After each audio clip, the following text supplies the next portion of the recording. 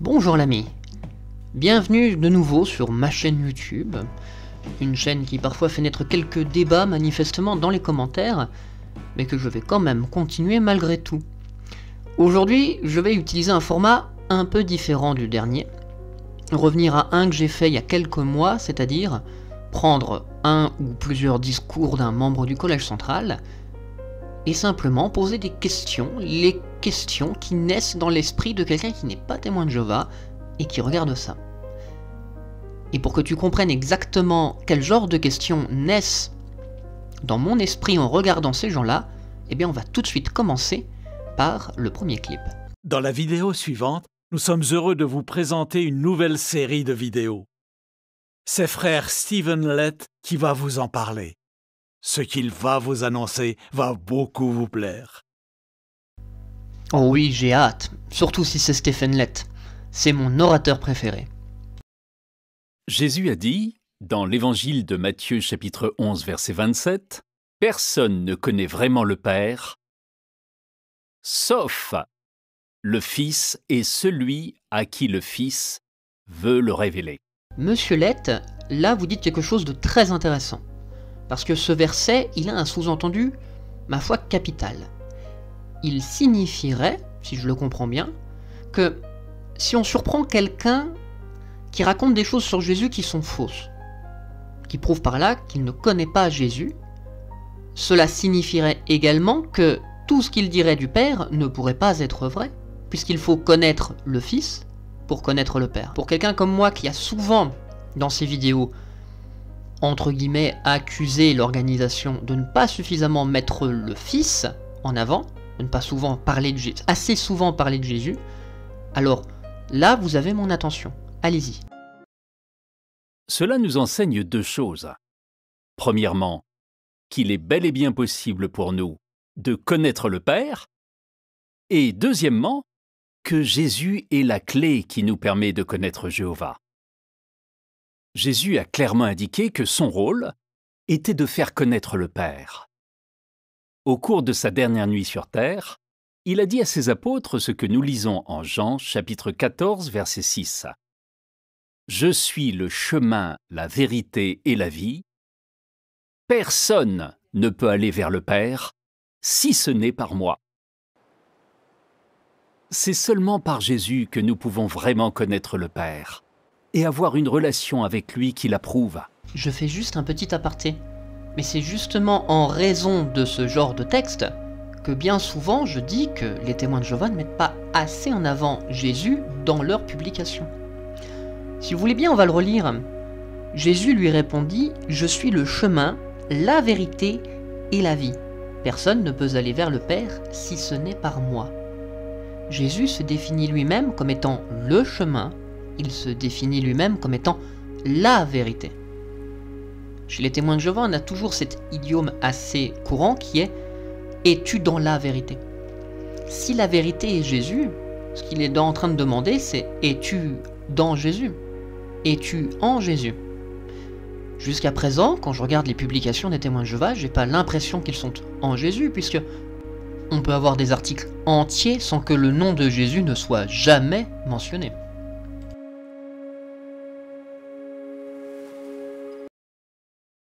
Auparavant, lors de la transfiguration, Jéhovah a dit à Pierre, à Jacques et à Jean d'écouter Jésus. Il leur montrait ainsi que Jésus avait un rôle crucial.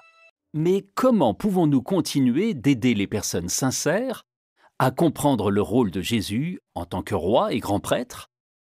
Et comment les aider à acquérir la pensée de Christ? Eh bien, pour tout vous dire, faire des vidéos ou des illustrations qui représentent le ministère de Jésus n'est pas sans difficulté, comme vous allez le voir. Jusqu'à présent, il nous a été dit des choses avec lesquelles non seulement je suis fondamentalement d'accord, mais surtout des choses avec lesquelles la majorité des chrétiens à travers le monde sont fondamentalement d'accord. C'est maintenant que les choses vont se corser. Et maintenant, voici une communication très réjouissante. Le Collège central est heureux de vous annoncer qu'une série de vidéos uniques en son genre sur Jésus est actuellement en préparation. nous sommes en train d'élaborer et de produire une nouvelle série de films qui retrace toute l'histoire du Fils de Dieu Jésus-Christ. Le titre de cette série est « La bonne nouvelle selon Jésus ». Cette série sera en accord avec toutes nos recherches et nos outils d'étude sur le sujet, mais elle y ajoutera le pouvoir de l'image. Et elle aidera le téléspectateur à mieux comprendre la vie et le ministère de Jésus. La première fois que j'ai entendu ça, très sincèrement, je me suis dit « Enfin ! Enfin, ils vont mettre en avant le rôle de Jésus. » Pour moi, j'ai jubilé de joie. Enfin, je veux dire, c'était une bonne nouvelle. Il a raison. C'était une telle bonne nouvelle que j'ai baissé ma garde. J'ai baissé ma garde à ce qui a été dit après. Et je peux remercier Lloyd Evans d'avoir fait des recherches et d'avoir maintenu son esprit critique malgré tout. Parce que la suite, si on veut vraiment connaître qui est Jésus, elle n'est pas encourageante. Mais la bonne nouvelle selon Jésus, quant à elle, mettra en scène tous les événements décrits par Matthieu, Marc, Luc et Jean dans l'ordre chronologique. Elle contiendra le plus de détails possible et sera en accord avec nos recherches récentes et notre compréhension biblique actuelle. Et je pense que le problème, il est là. Elle sera en accord avec votre connaissance biblique actuelle. Une compréhension de la Bible qui est changeante, puisque dans votre propre rhétorique, votre lumière va croissante. Vous ne cessez de revenir et de changer votre interprétation de la Bible. Donc, vous allez non pas raconter l'histoire de manière purement factuelle, mais en accord avec un point de vue humain changeant. Et ça, il va être facile de le montrer, puisque un autre membre du Collège Central va, dans le clip qui va juste suivre, nous expliquer où en est la connaissance actuelle de la vie de Jésus. Pour vous montrer le genre de difficultés que l'on rencontre, prenons Jean chapitre 6. Si on regarde la carte 3B de notre appendice, on voit la mer de Galilée, comme ça ici, et d'après ce qu'on peut voir sur la carte, on a Magadan ici, de ce côté de la mer de Galilée, et tout en haut, on a Capharnaüm. Alors, selon ce que nous raconte le récit, Jésus a accompli son miracle de l'autre côté de la mer de Galilée. Et ensuite, les apôtres ont traversé la mer en bateau et ont accosté à peu près à cet endroit-là, et on sait que Jésus les a rejoints en marchant sur l'eau. Donc, selon Jean chapitre 6, Jésus commence à enseigner la foule tout en remontant à pied le long de la côte. Mais à la fin du chapitre 6, on sait que cette fois, Jésus est en train de parler ici, à Capharnaüm. Donc la question qui se pose, c'est quelle partie du dialogue a lieu ici dans la synagogue de Capharnaüm et quelle partie du dialogue a lieu lorsqu'il longe la mer? Donc on va devoir faire des recherches dans Jean chapitre 6 pour pouvoir déterminer quelles sont les paroles que Jésus a prononcées dans la synagogue. Ça, c'est un défi. J'ai Fred Jackson, membre du Collège Central, et toute l'équipe qui lui a permis de faire cette recherche, qui travaille actuellement sur le film, ne savent pas de quoi ils parlent. Ils confondent deux événements bibliques. Ils confondent deux moments différents dans lesquels Jésus nourrit de grandes foules. Un passage où il nourrit 4000 personnes et un passage où il nourrit 5000 personnes. Et je dis bien qu'il y a deux événements de multiplication des pains, comme nous le dit d'ailleurs très bien Marc, chapitre 8, versets 18 à 20. Vous avez des yeux et vous ne voyez pas. Vous avez des oreilles et vous n'entendez pas. Et vous ne nous rappelez pas ce qui s'est passé pendant que j'ai rompu les 5 pains pour les 5000 hommes? Combien de paniers avez-vous remplis avec les restes? 12, répondirent-ils. Et quand j'ai rompu les 7 pains pour les 4000 hommes, combien de grands paniers avez-vous remplis avec les restes? 7, répondirent-ils. Alors il leur dit, vous n'avez pas encore compris? Les apôtres n'avaient pas compris, mais manifestement le Collège Central non plus n'a pas compris, il y a deux passages qui correspondent à la multiplication miraculeuse des pains. Et ici, on prend, en tout cas Jeffrey Jackson prend Jean chapitre 6 comme base. Jean chapitre 6, c'est après que Jésus ait nourri les 5000 hommes. Et il ne se passe pas du tout ce qu'il est en train de nous raconter. Pour pouvoir vous le montrer, on va faire un petit tableau. Voici donc un tableau comparatif de ce que raconte l'ensemble des évangiles sur la multiplication des pains, miracle qui permet de nourrir 5000 personnes. Et ce qu'on peut voir tout de suite, c'est que il y a déjà une différence entre les synoptiques, Matthieu, Marc, Luc et Jean. Matthieu et Marc sont d'accord pour le fait que Jésus débarque à Gennésaret. Pour ce qui est de Luc, on ne sait pas. On ne sait pas, il est fort probable d'ailleurs que Jésus ne traverse pas la mer. Et enfin, Jean fait débarquer Jésus à Capharnaüm. Il y a là une immense nuance. On peut même remarquer en fait que aucun des 4 récits n'est exactement en accord avec les autres. Il y a une contradiction. En soi, tout dépend de la manière dont on considère le texte. Je ne vais pas aborder les contradictions bibliques aujourd'hui.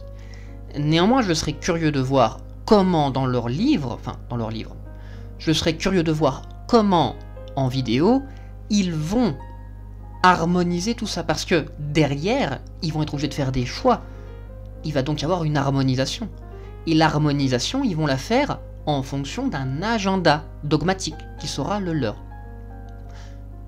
N'empêche que, quel que soit le récit que l'on prend, il n'y est jamais fait mention, après le miracle qui est raconté en Jean chapitre 6, versets 1 à 25, de Magadan.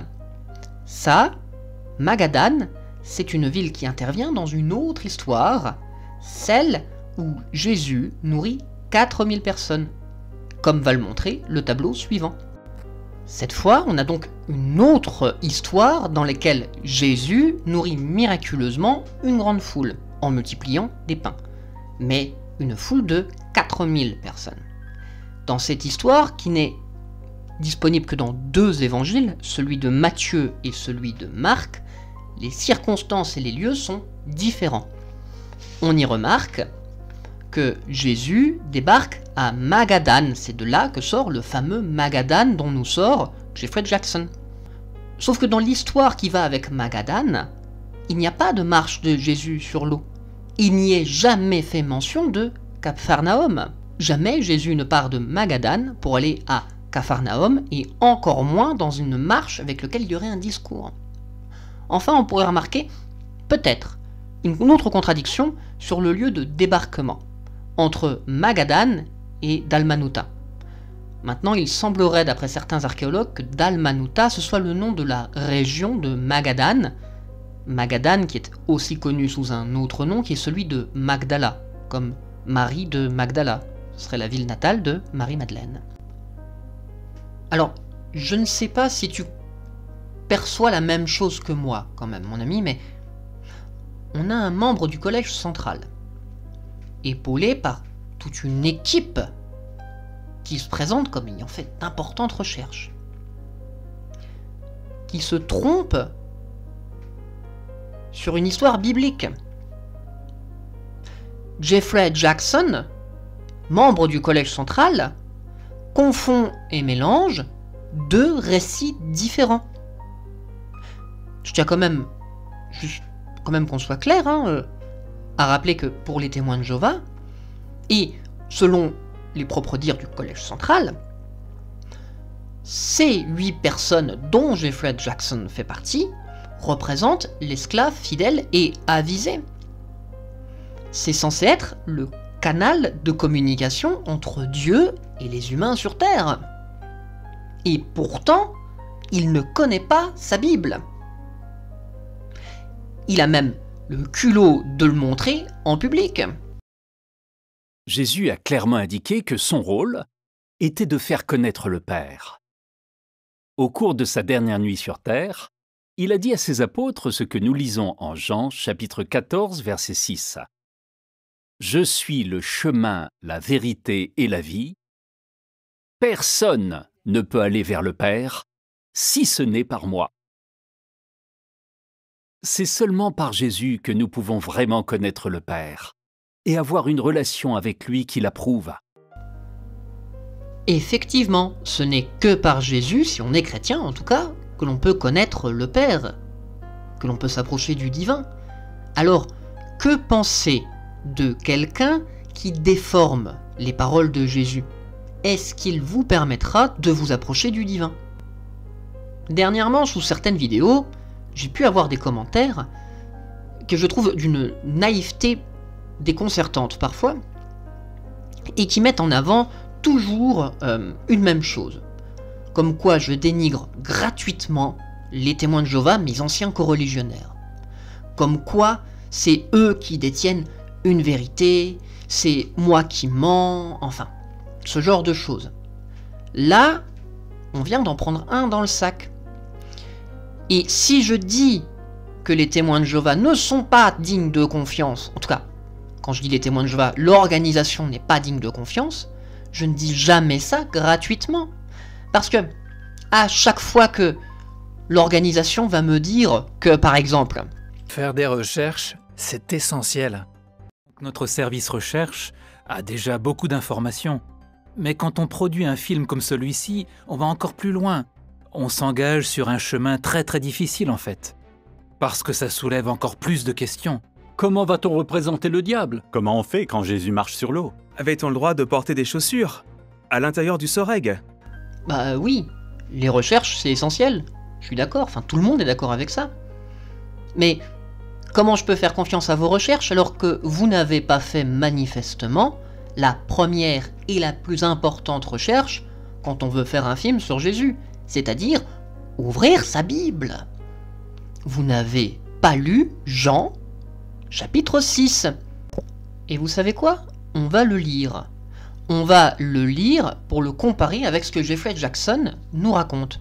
Donc Jean, chapitre 6, et on va lire la fin de cette histoire à partir du verset 22, quand la foule cherche où est Jésus, jusqu'au fameux discours que Jésus donne et que Jeffrey Jackson ne sait pas comment découper spatialement.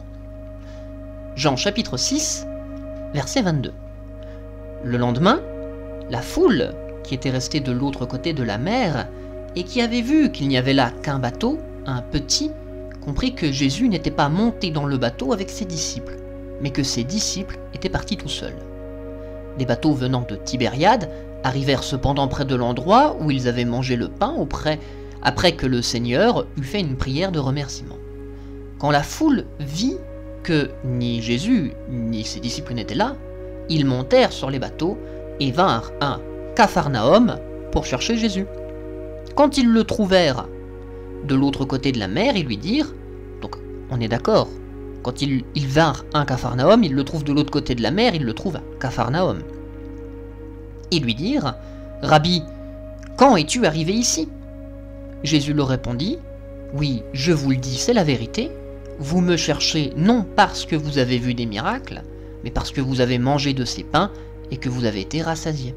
Travaillez non pour la nourriture qui est périssable, mais pour la nourriture qui demeure pour la vie éternelle, nourriture que vous donnera le Fils de l'homme, car c'est sur celui-ci que le Père, Dieu lui-même, a mis son sceau d'approbation.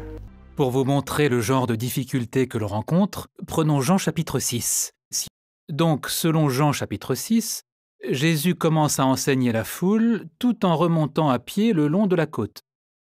Mais à la fin du chapitre 6, on sait que cette fois, Jésus est en train de parler ici, à Capharnaüm. Donc la question qui se pose, c'est quelle partie du dialogue a lieu ici dans la synagogue de Capharnaüm et quelle partie du dialogue a lieu lorsqu'il longe la mer?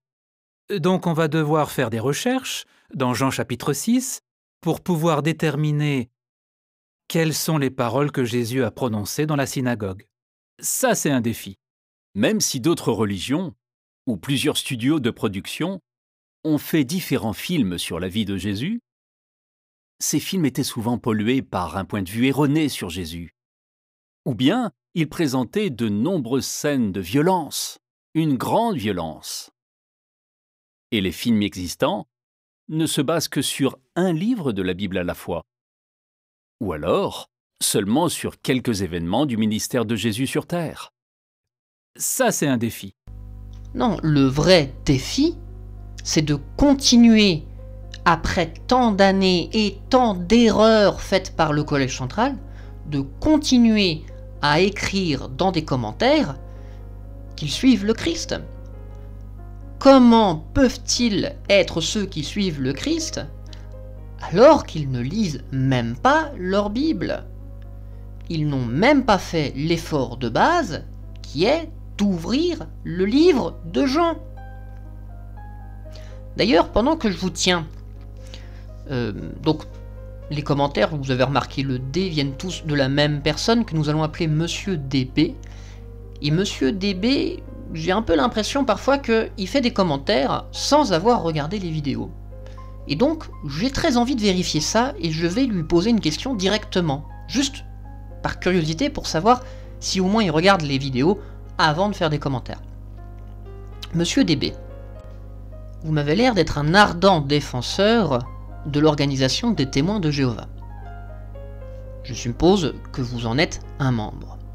D'ailleurs, il suffit d'aller sur vos propres abonnements pour se rendre compte que vous êtes vous-même abonné à un certain nombre de chaînes qui soutiennent l'œuvre des témoins de Jéhovah de manière plutôt énergique. Néanmoins, j'ai une petite question. Vous allez voir, elle est très très simple.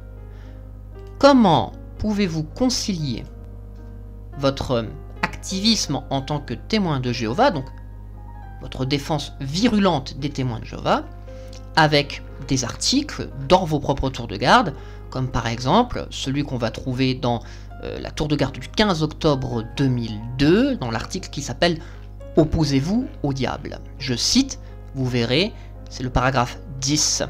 Donc, sous-titre « Les pièges de Satan aujourd'hui ».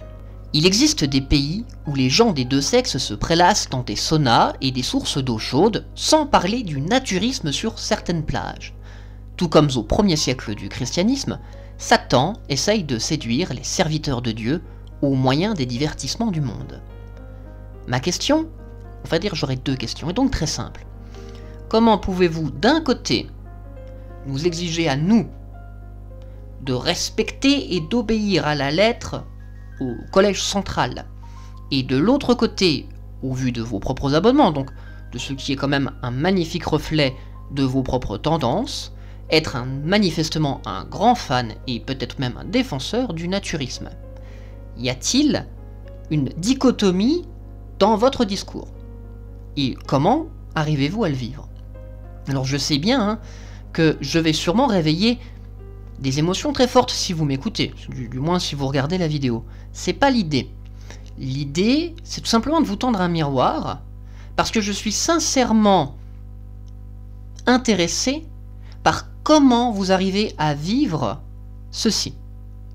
Et si, dans l'hypothèse où vous le vivez mal, si vous en avez peut-être de la culpabilité, non seulement ça expliquerait pourquoi vous êtes si virulent contre les opposants des témoins de Jéhovah, vous occupez le terrain du jugement afin d'éviter vous-même d'être jugé, c'est un mécanisme de défense intellectuelle et mentale classique, mais surtout, j'aimerais aussi vous dire que tout cela, c'est le fruit et le résultat mécanique des erreurs et des problèmes structurels de votre religion et de la manière dont elle perçoit et vous enseigne ce qu'est la foi et la relation entre l'homme et le divin. Et donc, et je vais terminer l'aparté là-dessus, ce que je vous conseille vraiment de le dire, alors on va pas rentrer dans de la psychologie, je vais pas vous parler, même s'il y a Jung dans le titre de la V1, dans le nom de la chaîne, je vais pas vous parler aujourd'hui de persona, d'ombre, de soi, non. Par contre, je vais quand même vous renvoyer sur les évangiles, parce que je pense, très sincèrement, que la vie et l'exemple de Jésus est un magnifique leçon pour éviter de tomber là-dedans. Et pour vous aider à comprendre ça, je peux même vous conseiller un livre.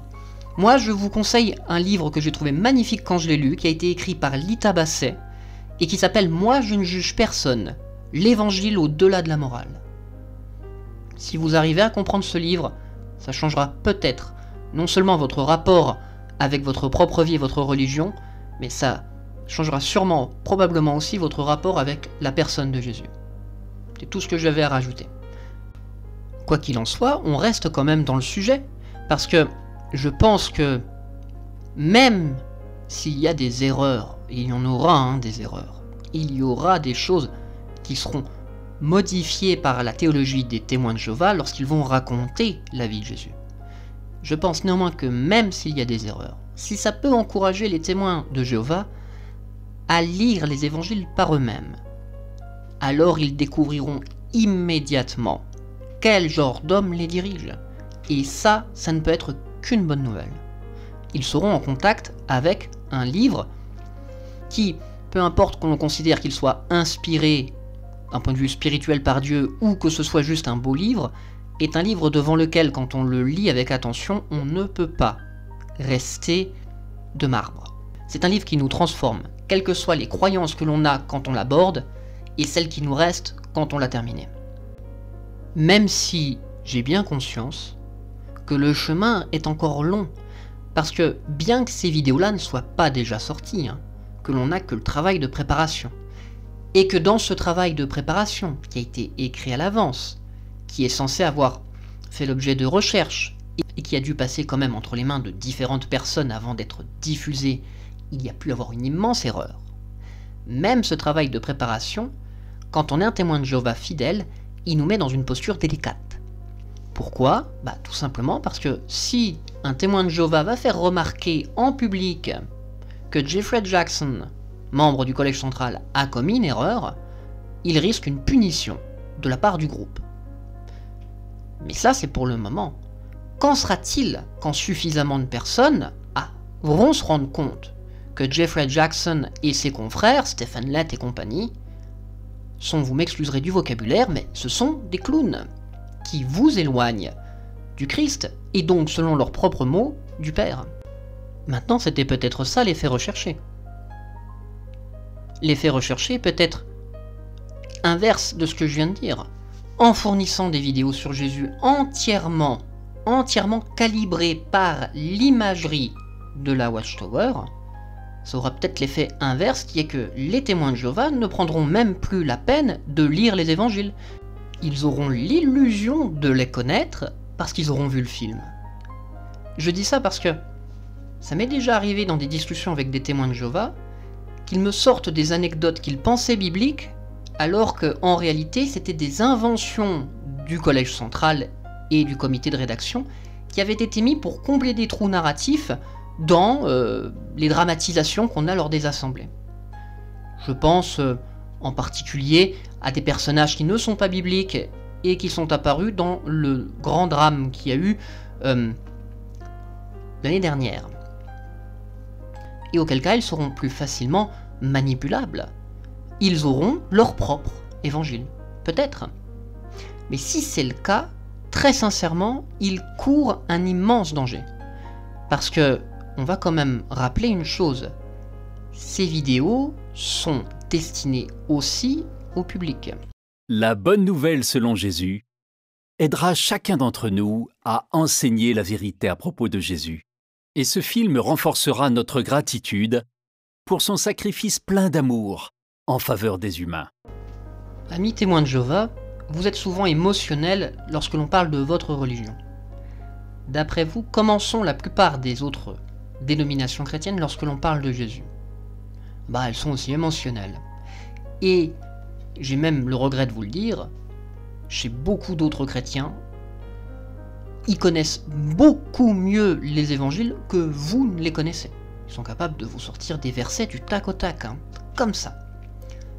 Quand vous allez leur montrer ça, ils vont immédiatement se rendre compte qu'il y a quelque chose qui cloche. En tout cas, peut-être pas tous, mais beaucoup auront la capacité de se rendre compte tout de suite que quelque chose cloche dans ce que produit votre organisation. Quelle réaction vont-ils avoir d'après vous ? Vous savez, lorsqu'on est dans une réaction émotionnelle, l'émotion refuse ou elle se laisse emporter. Dans les deux cas, on se dissocie de ce mouvement de la vie et de la communication qui pourrait y avoir entre nous. Parce qu'on va laisser se glisser entre nous deux, entre celui qui va montrer la vidéo et celui qui sait que c'est n'importe quoi, va se dresser un jugement, même implicite, qui va entraîner une réaction. Une réaction qui risque d'être source de souffrance pour tout le monde. Ce genre de vidéo, s'il y a beaucoup d'erreurs comme celle qu'on vient de voir avec Jeffrey Jackson, elle va être encore plus une source de persécution pour vous. Parce que beaucoup de gens qui connaissent les évangiles et qui sincèrement voudraient se rapprocher de Jésus, dans leur esprit, ils vont pas chercher à comprendre que vous êtes emportés dans les mécanismes des bêtises que raconte le Collège central, parce que vous leur faites confiance aveuglément. Non, ils vont simplement s'arrêter sur l'erreur, et l'erreur, pour eux, elle va être le signe que votre organisation, elle est démoniaque. Qu'elle cherche à éloigner les gens de Dieu. Ça n'ira pas plus loin que ça. Et vous avez une responsabilité là-dedans. Montrer quelque chose dans un film, vous engagez votre responsabilité. Vous dites en quelque sorte, voici l'explication, ou même l'application. C'est plus que de la représentation, c'est de l'explication, c'est la façon dont nous comprenons ce qui s'est passé. Et c'est ce dont les gens vont se souvenir. Donc c'est une énorme responsabilité de faire ça correctement. Merci, frère Cook, de nous avoir expliqué que ce qu'une personne fait aujourd'hui sera déterminant quand Jésus la jugera au moment où il séparera les brebis des chèvres avant la guerre d'Armageddon. Et j'aimerais terminer cette vidéo sur quand même quelque chose de moins occulte, on va dire, que ça. Parce que c'est peut-être une accusation très facile que de dire que, voilà, il y a une intention réelle derrière d'éloigner les gens de Dieu. Je pense, à titre plutôt personnel, qu'il y a plus une manipulation, mais pas pour vous éloigner de Dieu, juste pour vous exploiter, tout simplement. Si j'étais réellement cynique, et que je devais expliquer pourquoi maintenant, à l'heure où je parle, ils ont décidé de faire une vidéo sur la vie de Jésus, je l'expliquerais ainsi. Nous vous encourageons à en faire l'objet de vos prières profondes à Jéhovah. Et merci beaucoup de le soutenir financièrement, en fonction de vos moyens, bien sûr. Merci à tous pour vos prières et votre soutien constant. Merci aussi d'encourager les autres à soutenir ce projet, par leurs prières, leur talent, leur temps et leurs biens. Est-ce que tu peux répéter? J'ai pas très bien compris. Merci aussi d'encourager les autres à soutenir ce projet, par leurs prières, leur talent, leur temps et leurs biens. De quoi donc l'organisation de Jéhovah sur Terre a-t-elle besoin? En tout cas, lorsqu'il s'agit de ses membres? Talent, leur temps et leurs biens. Et nous n'oublions pas de vous remercier, chers frères et sœurs d'Australasie, pour votre esprit volontaire. Nous sommes tous impatients de voir ce que l'avenir nous réserve. C'est un travail immense qui nous attend. La vraie raison pour laquelle ils font une vidéo aujourd'hui, elle est là. On joue sur votre émotion pour vous soutirer de l'argent, du temps et des biens. Ils vous demandent de donner de votre argent, de votre temps et de vos biens pour un projet qu'ils ont déjà décidé. Ont-ils déjà lu par hasard, je ne sais pas moi, Luc chapitre 14 verset 28 ? Par exemple, si l'un de vous veut construire une tour, est-ce qu'il ne s'assied pas d'abord pour calculer ce qu'elle lui coûtera et voir s'il a de quoi la terminer ? Commencer un projet de plusieurs années, parce que c'est de ça que l'on parle, sans être sûr qu'il puisse le mener à terme, sans avoir à proclamer haut et fort que les témoins de Jéhovah vont devoir donner de leur temps, de leur argent et de leurs biens, est-ce suivre le Christ? Est-ce connaître son enseignement? À toi de voir. En tout cas, en ce qui concerne ce passage, moi j'ai une petite affection depuis quelques mois pour ce passage de Luc, parce que en essayant à tout hasard une retroversion vers l'hébreu de ce passage, on s'aperçoit que le texte contient ici un jeu de sonorité. En tout cas, si Jésus l'a vraiment dit en hébreu. Il aurait dit Yosheb ve Hosheb, s'asseoir pour compter. Voilà un homme qui ne s'est pas assis pour compter et vérifier s'il pourrait finir ses travaux. Voilà un homme, voilà peut-être une organisation qui a commencé à bâtir et qui ne pourra peut-être pas achever sa tâche. D'où des moqueries dans le verset suivant. Et ce que je trouve fantastique, parce que c'est comme ça qu'était Jésus, et je vais quand même terminer sur une note à mettre en avant Jésus, c'est qu'il est capable de nous donner de grands enseignements et de le faire avec un peu d'humour dans sa langue natale. Parce que la fin, c'est probablement en hébreu Inehish Hasher Hitil Lipno Velot Yukai Yekalot. Je sais pas si je le prononce bien, mais je vais essayer de vous le marquer en français, avec l'alphabet latin. Et si on voudrait vraiment rendre ça de manière humoristique, tel qu'il était, il faudrait le rendre en français avec une phrase absurde du type « il n'arrive pas à arriver » ou « il n'en finit pas de finir », ce qui définit finalement très très bien non seulement moi-même qui essaye de terminer cette vidéo, mais également les incroyables élucubrations que nous sort l'organisation des Témoins de Jéhovah. Alors mon ami, qu'en penses-tu? Le Collège central connaît-il sa Bible? Si oui, comment a-t-il pu faire une telle erreur, une erreur aussi grossière? Sinon, pourquoi le suivre et lui faire confiance pour t'apprendre qui est Jésus? Et donc par là même, qui est le Père? Donc très vite on s'est rendu compte qu'on avait besoin de prendre les 4 évangiles, de les mettre côte à côte, pour bien savoir dans chaque cas, pour chaque événement, quel évangile est le plus complet et donne le plus de détails. Ça, c'est un défi.